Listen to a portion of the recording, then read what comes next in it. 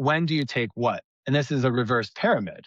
And so ninth grade, the students often don't have a lot of choice. That's their main choices are what's your math course going to be and what is your foreign language course? And are you taking honors level or standard level? That is almost always it for ninth graders. So it's really a great time for exploration to try and figure out what kinds of how are you going to transition into high school? How are you going to fare academically? Figuring out what courses you like, what you don't like. We'll talk to students who say, I don't know what I want to major in because I'm getting A's and everything. I was like, that's not exactly a dilemma if you're getting A's in all of your courses, but we want to, have students really start to explore all sorts of subjects, and the high schools want to have students do that as well. But then grade 10, you start to get a bit more of a choice. You start to define maybe what your academic interests are.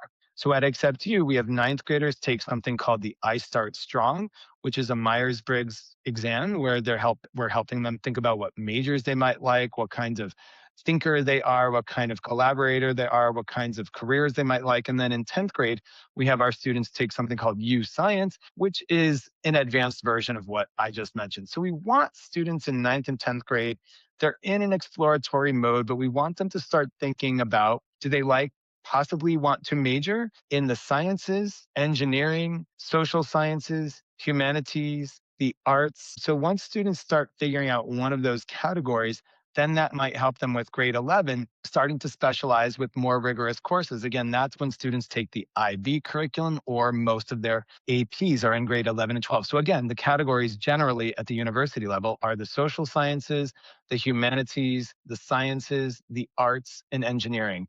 So I'm always asking, again, are students interested in one or two or at most three of those buckets, those categories? And that's why I said academic advising is closely aligned with admissions counseling and consulting. If you are a high schooler and you don't know what you want to study in college, that's totally fine.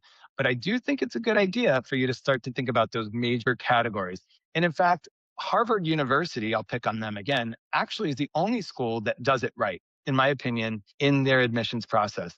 They don't really want or need you as an applicant to tell them what your major will be because you don't even choose your university major until your end of sophomore year. But Harvard really asks, do you think you're going to possibly major in the sciences, engineering, social sciences, humanities, or the arts? And once you click on a box or a button, it says, how likely are you to stick with that major or that category, or might you change categories? So Harvard gets it. They're really saying, you don't need to tell me if you're going to be a sociology major or a government major or a history major or an Asian studies major or anthropology major. Just tell me, are you a social sciences major in the making?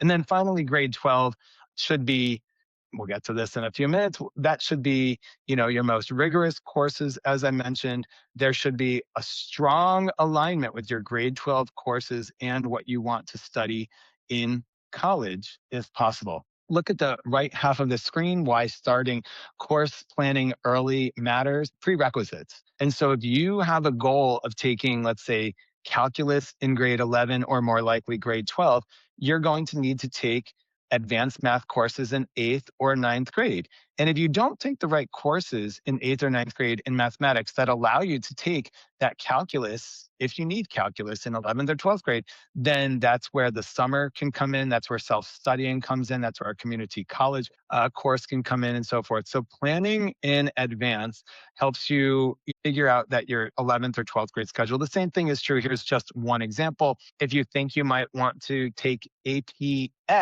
in grade 11 or 12, here we use biology, then you probably want to take honors biology in grade 9 or 10. At most high schools, you cannot just take the AP version of a course without taking the honors or regular version earlier. There are exceptions.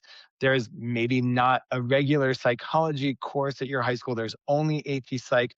Fine, to get into AP Psych, as long as you've done well in your social sciences courses, but there's no regular psychology prerequisite. But for a lot of the courses that are at the AP or IB level, you do need to make sure you take the appropriate prerequisites in grades 9 and 10. And